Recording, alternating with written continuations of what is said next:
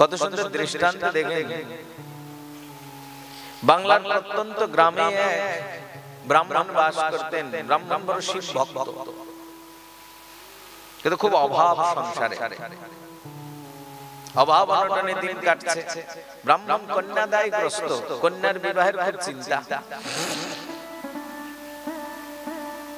শিবজির কাছে খুব প্রার্থনা করেছেন, ঠাকুর কি করে কন্যাদায় থেকে মুক্ত হই। শিবজি একদিন প্রকট হয়ে বললেন, তুই এক কাজ কর, সোজা বৃন্দাবন চলে যা। ওখানে বৃন্দাবনে যমুনার তটে কালীদহের কাছে সনাতন বলে এক সাধু ভজন করছে, গিয়ে দেখ। সনাতনের পায়ে পড়ে যাস, ওর কাছে এমন নিধি আছে না, ওটা যদি পেয়ে যাস তুই, তাহলে তুই একা কেন, তোর মতো লাখ লাখ কন্যা দায়গ্রস্ত পিতার কন্যা দায় বুঝিয়ে দিতে পারবে। নিজেরটা তো খুঁজবেই, আরো লাখ লাখ কন্যা দায়গ্রস্ত পিতার কন্যা দায় বুঝিয়ে দিবি। ব্রাহ্মণ শুনে চললেন। বৃন্দাবনে গিয়ে সনাতনের চরণে নিপতিত হলেন। সনাতন গোস্বামী বলছেন, আমার কাছে সম্পত্তি আর সম্পদ সব ছেড়ে দিয়ে চলে এসেছি, ছেঁড়া কাটা নেড়া মাথা। যাও একটা কম্বল নিয়ে এসেছিলাম, তাও প্রভু এমন কটকট করে তাকালেন, সেও ফেলে দিয়ে ছেঁড়া কাটা নিয়ে এসেছি বৃন্দাবন। হয়তো কোনো সম্পদ নাই, নিধি নাই। ব্রাহ্মণ বলছেন, হতে পারে না, শিবজি নিজে বলেছেন। শিব ঠাকুর কি মিথ্যে বলবেন? সনাতন গোস্বামী ভাবছেন, তাও ঠিক, শিবজি তো মিথ্যে বলতে পারেন না, তাহলে কি বললেন? সনাতন গোস্বামী অনেক ভাবনার পর মনে পড়ল, বেশ কতদিন আগে, অনেক দিন হয়ে গেছে, একদিন তিনি যমুনায় স্নান করে উঠতেই না একটা পরশ পাথর পেয়েছে। পরশ মানিক। সেটা পরীক্ষা করবার জন্য সনাতন গোস্বামী হাতে একটা লৌহ খণ্ড ছিল, ঠেকিয়ে দেখেছেন সোনা হয়ে গেছে। ওইরকম পেলে তো আমরা একবার বগল বাজিয়ে নাচতে শুরু করে দেবো, বাহ বাহ বাহ। আজকাল সোনার কত দাম। সোনা তো কোনোদিনই কম দামি ছিল না। কম দামি ছিল কোনোদিন? আমরা অনেকে বলি না, বাপরে কিছুদিন আগে বাবুরে কি ৫,০০০ টাকা ভরি ছিল গো সোনা। ৫,০০০ টাকা ভরি ছিল বলে কি একেবারে রিক্সাওয়ালা, ঠেলাওয়ালা, দিন মজুর সবার ঘরে কি একেবারে কেজি কেজি সোনা ছিল? তখনকার দিনে ওই ৫,০০০ই দামি ছিল। ওই ৫,০০০ টাকা ভরি সোনায় গরিব মানুষ তখনও কিনতে পারেনি। আর এখন ৭০-৮০ হাজার টাকা ভরি হলেও সোনা আজও গরিব মানুষের হাতে আসে না। সোনা সেই দিনে ধনীরাই পড়েছে, আজও ধনীরাই পরে, তাই না? সোনা সেদিনও ধনীর বাড়ির শোভা, আজকেও ধনীর বাড়ির শোভা। নাকি আজকালকার দিনে ধনীরা যারা বিয়ে থা করছে তাদের সোনাই দিচ্ছে না? যতই দামি হোক, যার দেওয়ার সে দিচ্ছে, যার পরার সে পরেই চলেছে, তাই না? তো সুবর্ণ দামি বরাবর। তাহলে লোহা সোনা হয়ে যায় যার স্পর্শে, কম বস্তু নেই। আমরা পেলে তো ওটা ছাড়তাম না, কিন্তু সনাতনের তো এইদিকে গ্রাহ্য নাই। সনাতনের রাগ হয়ে গেল, রাধারানী এই করতে ওই বিষয় ছুটিয়ে বৃন্দাবন এনেছো। এখানে কি আমি সোনার দোকান দিব? ছুঁড়ে ফেলে দিলেন পরশমান, ফেলে দিয়ে নিজের মতো ভজনে নিমগ্ন হয়েছেন। আজকে ব্রাহ্মণ আসার পর মনে হয়েছে, ও ওই যে ফেলে দিয়েছিলাম ওটা।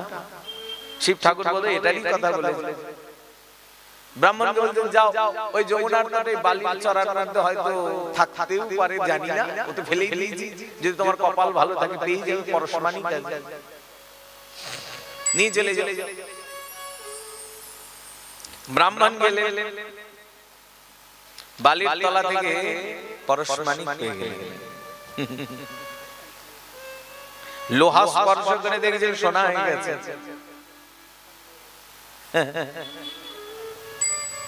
ব্রাহ্মণ আনন্দে নৃত্য করতে করতে বাড়িতে চলে আসার কথা, কিন্তু ব্রাহ্মণের কি যেন ভীমরতিতে পেল, হবে না? সনাতনের মতন সাধুর সংস্পর্শ হয়ে গেছে। দর্শনে পবিত্র করো এই তব মন। সনাতনের ক্ষণার্ধকালের সঙ্গ ব্রাহ্মণের চিত্তই পরিবর্তন করে দিয়েছে। ব্রাহ্মণ পরশমানিক নিয়ে না কাঁদছে। ব্রাহ্মণের উপলব্ধি হচ্ছে এমন মূল্যবান বস্তু পেয়ে যে বালু ঢিবির মধ্যে ফেলে দিয়ে চলে যেতে পারে, নিশ্চয়ই এর থেকে বড় দামি বস্তু তার কাছে আছে। এর থেকে দামি কিছু তার কাছে না থাকলে এটাকে কি করে তুচ্ছ জ্ঞান করে ফেলে দিল? এর থেকে দামি আছে তার কাছে, তাহলে আমাকে সেটা না দিয়ে এটা কেন দিল? ফেলে দেওয়াটা তো আমি নেব না।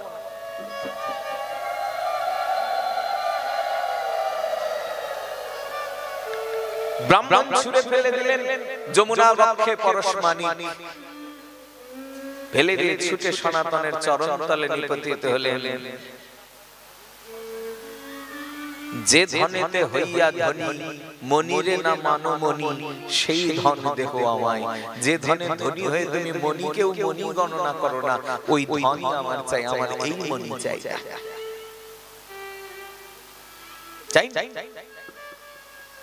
সারা জীবনের মতো সাধু হয়ে গেলেন, বৃন্দাবনে বাস হয়ে গেল। মেয়ের বিয়ে যে কে দিল কে জানে। এই যে ইনি মেয়ের বিয়ে বাদ দিয়ে এসে যে বৃন্দাবনে সাধু হয়ে গেলেন, পাপ হয়ে গেল, অপরাধ হয়ে গেল?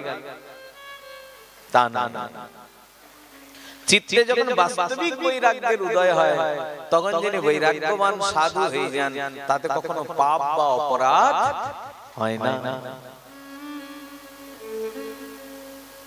এইরকম বৈরাগ্যই বরং প্রার্থনীয় প্রতিনিয়ত। কিন্তু চিত্তের মধ্যে যতক্ষণ এইরকম বৈরাগ্য না আসছে, ততক্ষণ পর্যন্ত কেবলমাত্র বৈরাগ্য বেশ দ্বারা বৈরাগ্য সুসম্পন্ন হয় না।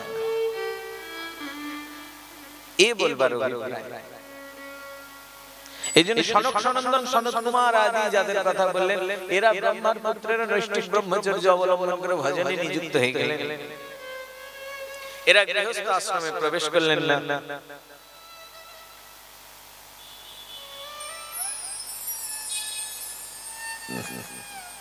এইবার মৈত্রেয় ঋষি বলছেন, ভগবান ব্রহ্মার এক পুত্র ছিলেন, তার নাম অধর্ম।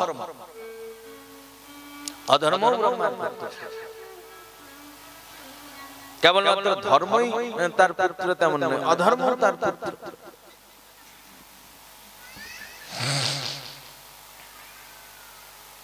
এই অধর্মের পত্নীর নাম ছিল মৃষা বা মিথ্যা।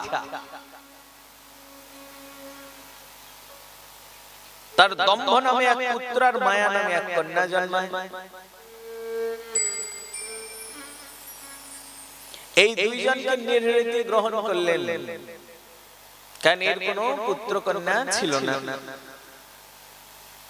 এবার দম্ভ এবং মায়া থেকে লোভ আর সততার জন্ম হলো। এদের থেকে আবার ক্রোধ এবং হিংসা জন্মায়। ক্রোধ আর হিংসা থেকে কলি বা কলহ উৎপন্ন হলেন।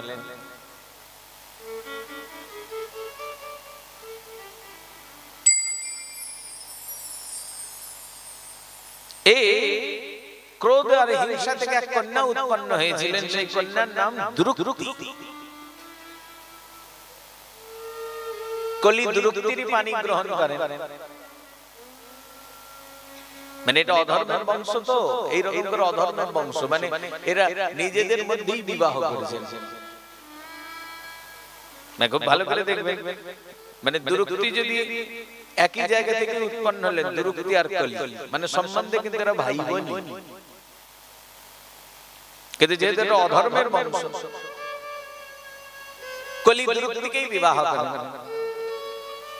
এই দ্রুক্তির গর্ভে তার ভয় এবং মৃত্যুর জন্ম হয়।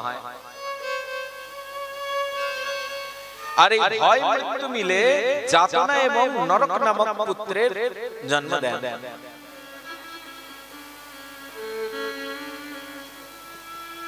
এই হলো কলির বংশের বর্ণনা, অধর্মের বংশ বর্ণনা।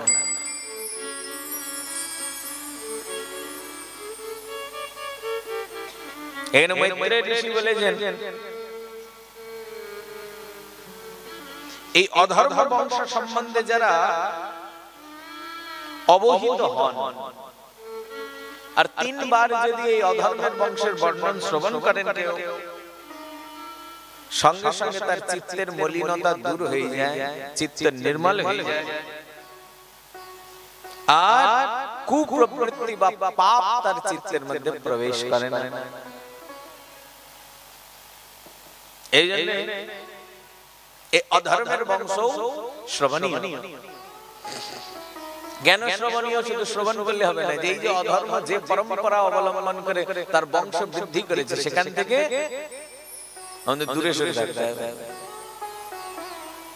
খবরদার এখানে যাবে,